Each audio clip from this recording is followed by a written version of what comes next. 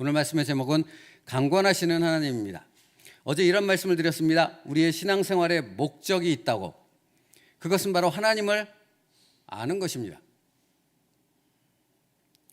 구원받은 이후 그리스도인들은 나를 구원하신 그 하나님, 그의 아들 예수 그리스도를 알아가기 시작한 것입니다.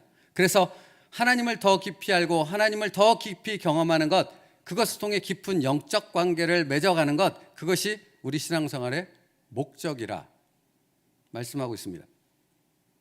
그리스도인의 삶은, 이 세상에서의 우리의 삶은 그 목적을 향해 달려가는 것입니다. 여러분, 100m 달리기 하는 국가대표 선수가 있습니다. 올림픽에 나갔습니다. 100m를 달리는데요, 앞에가 고린 지점입니다. 근데 뒤로 달려가겠습니까? 이건 있을 수 없는 일이죠. 생각조차 할 일이 없는 거지 않습니까? 목적지가 저기면 100m 달리기의 결승점이 앞에 보인다면 그는 절대 뒤로 달려가지 않을 것입니다. 앞으로 달려가죠. 목적이 어디 있는가, 목적지가 어디 있는가를 알 때 그곳을 향해, 전심을 향해 최선을 다해 달려갈 수 있다는 것입니다. 그런데요, 100m 달리기 선수가 어디가 결승점인지를 모릅니다. 이게 좀 얘가 그런가요? 마라톤 선수로 예를 들어보죠. 당장 눈에 안 보이니까. 마라톤 선수가 반대로 달려가면 어떻게 되는 것입니까? 아무리 열심히 달려도, 아무리 빨리 달려도 우승은 할 수 없는 것 아닙니까? 여러분, 목적지가 어딘지를 알아야 한다는 것입니다. 우리 신앙생활의 목적이 어디 있는지를 알아야 한다는 것입니다. 그 목적을 알 때 우리는 바른 신앙생활을 할 수 있고 바로 달려갈 수 있고, 그것을 통한 하나님의 귀한 은혜와 열매를 맺을 수 있기 때문입니다. 그런데 여러분, 그리스도인이 하나님이 구원하신 성도라고 하는 사람들이 하나님이 구원하신 목적이 어디 있는가를 알지 못하면 하나님과 무관한 신앙생활을 할 수밖에 없는 것이고, 그들의 열심은 하나님과 더 멀어지게 만드는 결과를 만들어낼 수밖에 없고, 결국은 하나님의 사역을 가로막는 방해자밖에는 될 수 없다라는 것입니다. 청년 사울이 그랬지요. 바리새인 중에 바리새인이었던 청년 사울을 기억하시지요? 그는 굉장한 열심을 갖고 있었습니다. 어떤 사람에도 뒤지지 않을 만큼의 열심을 갖고 열심히 신앙생활을 했습니다. 근데 그 신앙생활의 목적은 무엇이었습니까? 교회를 핍박하고 믿는 자들을 잡아가두고 예수 그리스도를 핍박하는 것이었습니다. 기억하십니까? 사도행전 22장 7절, 다메섹 도상에서 예수님이 그 청년 사울을 만나셔서 이렇게 말하시죠.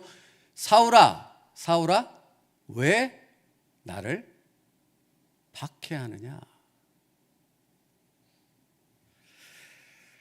여러분, 청년 사울은 자신이 하나님의 사역을 가로막는 방해자였다는 사실을 알지 못했습니다. 그래서 그 열심을 냈고, 그 열심은 수많은 교회들을 무너뜨리는 결과를 가져왔지요. 자신이 예수 그리스도를 핍박하고 있다는 사실, 그는 전혀 알지 못했다라는 사실입니다. 그러니 사울아, 사울아, 왜 나를 박해하느냐 그랬을 때, 이게 도대체 무슨 얘기입니까? 당신은 누구십니까? 라고 반문할 수밖에 없었던 것이지 않습니까? 그는 목적이 어디 있는가를 알지 못했습니다. 그런데 여러분, 우리도 그럴 수 있다는 겁니다. 목사도 자신을 향한 하나님의 목적을 모를 수 있습니다. 목사임에도 불구하고요. 그래서 무엇합니까? 정치적인 목사가 생겨나고 외적인 성장과 많은 돈을 모으는 것이 목적인 교회가 생겨나는 것입니다. 영혼 구원이 목적이라고 말하는데 교세를 키우는 것이 목적이고, 구제와 선교를 위한다고 말하지만 사실은 다른 목적이 훨씬 더 중요하다는 것을 그의 목회를 통해서 확인할 수 있습니다. 영원한 천국과 하나님의 나라에 초점이 맞춰져 있지 않고 지금 살아가는 이 땅의 삶에 초점이 맞춰진 목회와 신앙생활을 하고 있다는 것을 분명히 알 수 있지요. 누구나.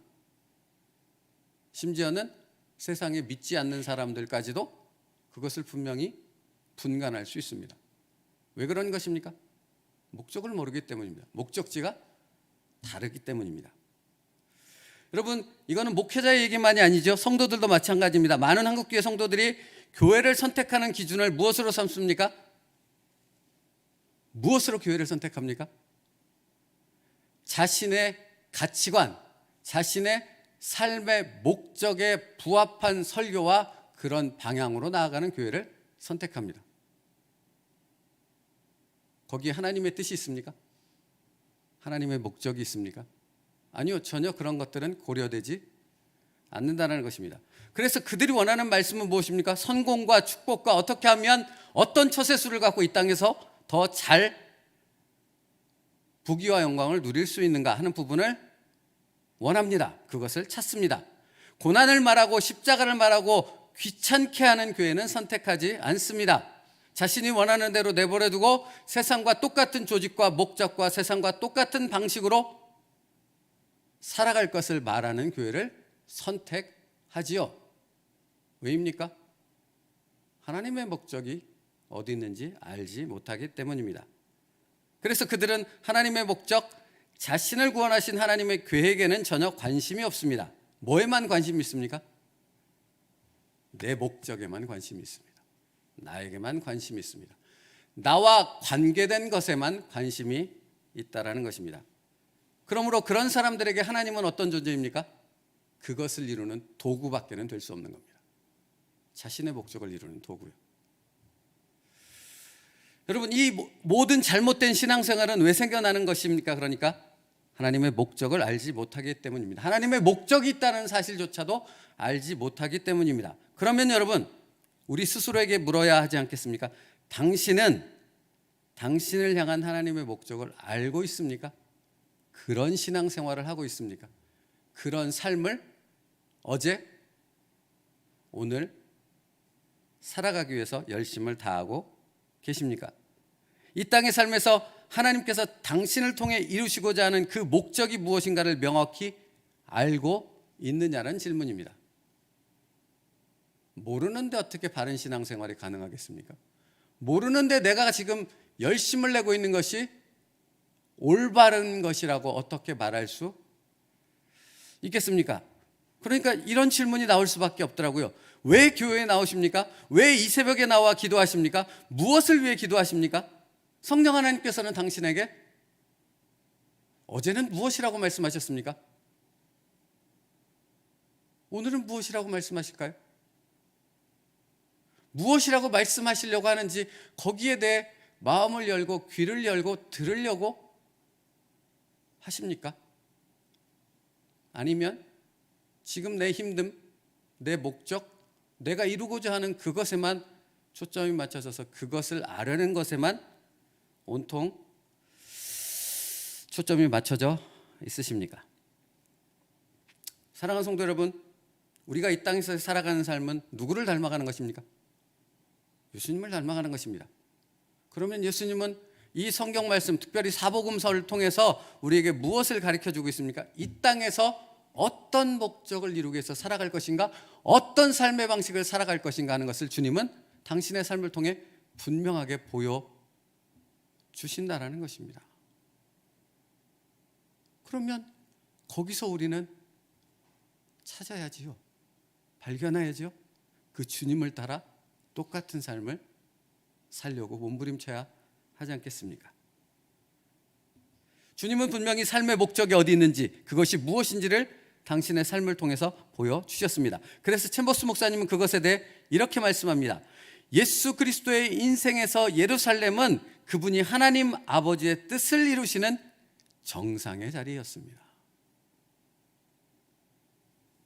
주님께서 예루살렘에 가신 것은 자신의 뜻을 이루기 위함이 아니라 하나님의 뜻, 하나님의 목적을 이루기 위함이었다는 것입니다. 그런데 여러분 아십니까?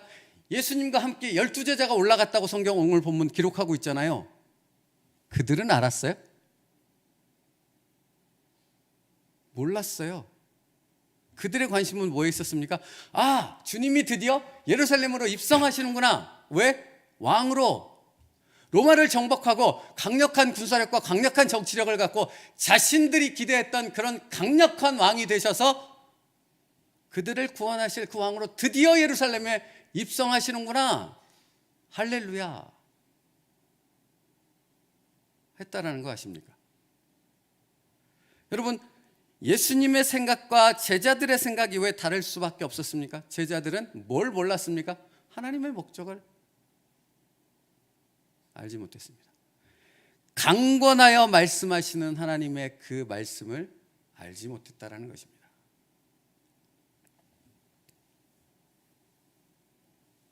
여러분, 그러나 예루살렘에 입성하신 주님의 목적은 딱 한 가지였습니다. 하나님의 목적을 이루는 것이었습니다. 그래서 요한복음 5장 30절 말씀을 얘기하시죠. 나는 나의 뜻대로 하려 하지 않고 나를 보내신 이의 뜻대로 하려 함으로. 여러분, 이게 정답인 거예요. 우리 신앙생활의 정답이 이거인 거예요.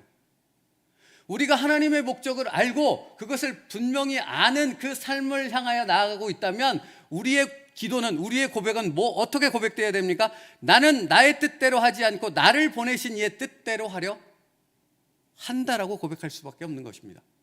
제가 목사 얘기를 했지 않습니까? 목회를 합니다. 목회가 나의 뜻대로 하는 목회가 맞습니까?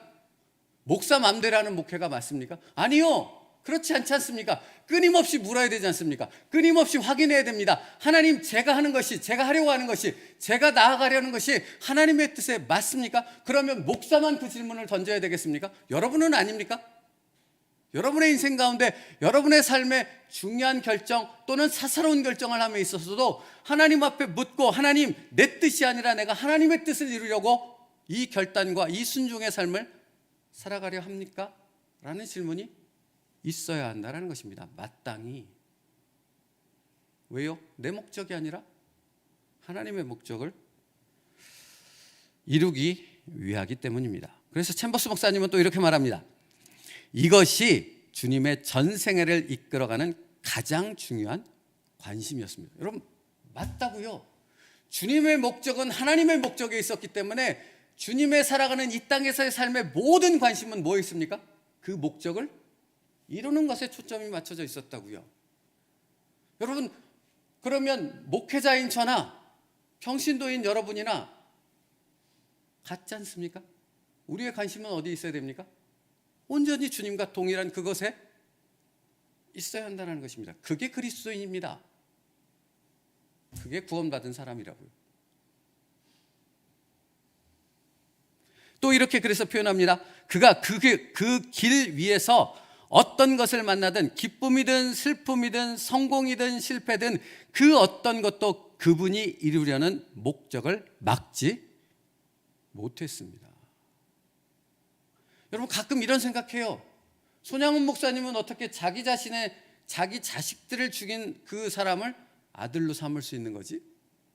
여러분도 그런 생각하지 않습니까? 우리가 존경하는 믿음의 선배들, 성경에 기록되지는 않았지만 교회의 역사 가운데 기록되는 수많은 믿음의 삶을 살았던 그 사람들의 그 삶의 선택과 그 삶을 살아가는 그 순종의 모습은 어떻게 나올 수 있는 거지? 나는 도대체 그 삶을 살 수 있을까? 나도 그와 같이 살아갈 수 있을까? 이 의문이 우리 가운데 늘 있지 않습니까? 베드로가 십자가에 거꾸로 달려 순교했다지 않습니까? 나는 그렇게 할 수 있을까? 북한에서는 지금도 순교한다지 않습니까? 예배 드리는 것 그 하나 때문에 지금도 순교해서 죽고 있다지 않습니까? 나는 그렇게 할 수 있을까? 근데 그렇게 할 수 있는 사람은 어떤 사람입니까? 하나님의 목적이 무엇인가를 알기에 기쁨도 슬픔도 성공도 실패도 그 어떤 것도 그 목적을 이루는 그것에만 관심을 가지고 그 목적 가운데 살아가는 삶을 막을 수 없다라는 겁니다. 그래서 그런 선택, 그런 삶을, 그런 믿음의 순종의 삶을 살아갈 수 있는 것입니다. 만약 내가 그런 삶을 살지 못한다는 것은 내가 뭘 모르는 겁니까? 하나님의 목적을 모르는 것입니다. 여러분, 그렇기 때문에 예수님께서는 예루살렘을 향하여 올라가기로 굳게 결심하시고 라는 누가복음 9장 51절의 말씀을 기록하고 있는 겁니다. 오직 딱 그것 한 가지였습니다. 사실은 이 땅에 성육신하신 그 자체의 목적이 그것 아니겠습니까? 예루살렘에 올라가는 것, 거기서 십자가로 달려 죽는 것, 그것을 통해 이 땅 가운데 하나님의 구원이 임하게 하는 것, 그것 아니었습니까? 이것을 누가 부정할 수 있겠습니까? 주님은 모든 삶, 전생애를 그 관심에 초점을 맞춰서 그 목적을 이루기에 살아갔습니다. 사랑하는 성도 여러분, 나는 오늘을 왜 어떤 목적으로 사실 계획을 갖고 계십니까? 그 목적은 내가 갖는, 내 스스로 갖는 목적입니까?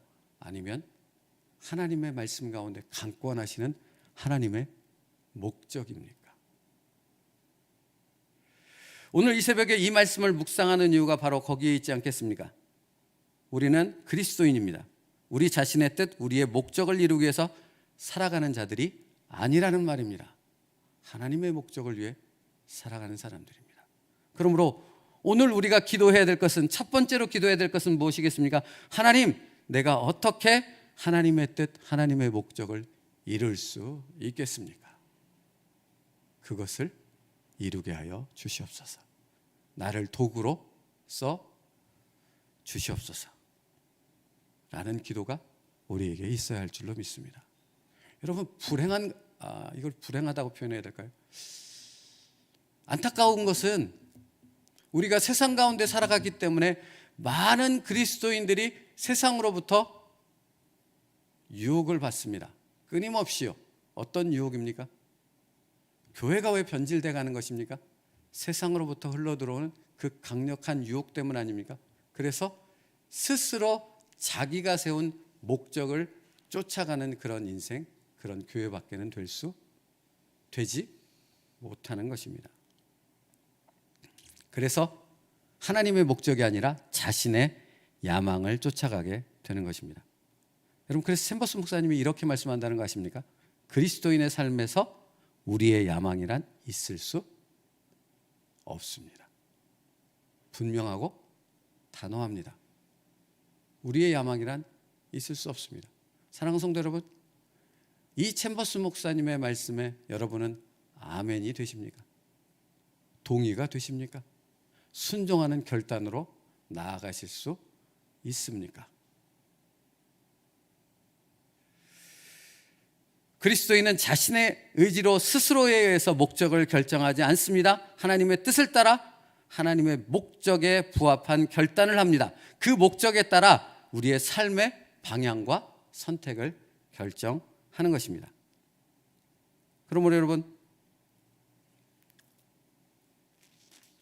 우리의 결심, 우리의 결단, 우리의 목적을 내려놓고 하나님의 강권하시는 말씀을 따라 하나님의 목적을 내 마음에 새기고 오늘도 그 목적을 이루기 위해 내 모든 것들을 하나님 앞에 내려놓을 수 있는 그런 순종이 있기를 축복합니다.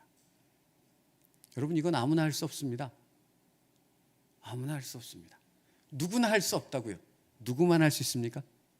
예수 그리스도의 십자가를 아는 사람만 할 수 있습니다. 그 구원의 은혜를 경험한 사람만 할 수 있습니다. 하나님을 아는 사람만 할 수 있습니다. 저와 여러분이 바로 그런 사람인 줄 믿습니다. 말씀 마치겠습니다. 하나님의 목적을 알지 못하면 오히려 하나님의 사역을 방해하는 열심의 사람, 자기의 목적만을 이루는 그런 잘못된 신앙의 삶을 살아가는 사람이 될 것입니다. 그러므로 우리는 반드시 하나님의 목적을 알아야 됩니다. 누구처럼? 예수님처럼요. 그리고 예수님처럼 그 목적을 위해 전생애를 거기에 초점을 맞추는 삶을 살아야 하는 것입니다. 왜요? 우리가 예수 그리스도의 보혈의 피를 가졌기 때문입니다.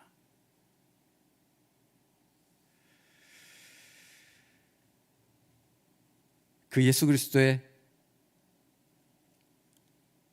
보혈의 능력으로 오늘을 주의 뜻을, 하나님의 목적을 이루는 그 삶으로 나아갈 수 있는 우리가 될 수 있기를 축복합니다. 기도하겠습니다. 살아계신 하나님 감사합니다. 우리가 무엇이간데 예수 그리스도의 십자가로 우리를 구원하셨습니다. 주님, 그 은혜만으로도 감히 감당할 수 없을진데 하나님은 그 사랑과 함께 이 땅의 삶 가운데 하나님의 목적을 이루는 하나님의 사람으로 우리를 사용하십니다. 아버지 하나님, 그 하나님의 목적을 분명히 알아 그 하나님의 목적을 이루는 예수 그리스도를 닮은 삶을 살아가는 진정한 그리스도인들 되게 하여 주옵소서. 그것이 은혜이며 그것이 축복이며 그것이 바로 우리가 초질관 변함없이 바라봐야 될 우리의 삶의 목표라는 것을 깨닫고 오늘도 그것을 바라보며 기도하게 하시고 오늘도 그 도구로 쓰임받기 위해 하나님 앞에 나를 내려놓고 하나님 나를 도구로 써주시옵소서. 하나님의 말씀에 순종하는 결단이 내게 있게 하여 주시옵소서. 그렇게 기도할 수 있는 하나님의 사람들 되게 하여 주시옵소서. 예수님의 이름으로 기도 올리옵나이다. 아멘.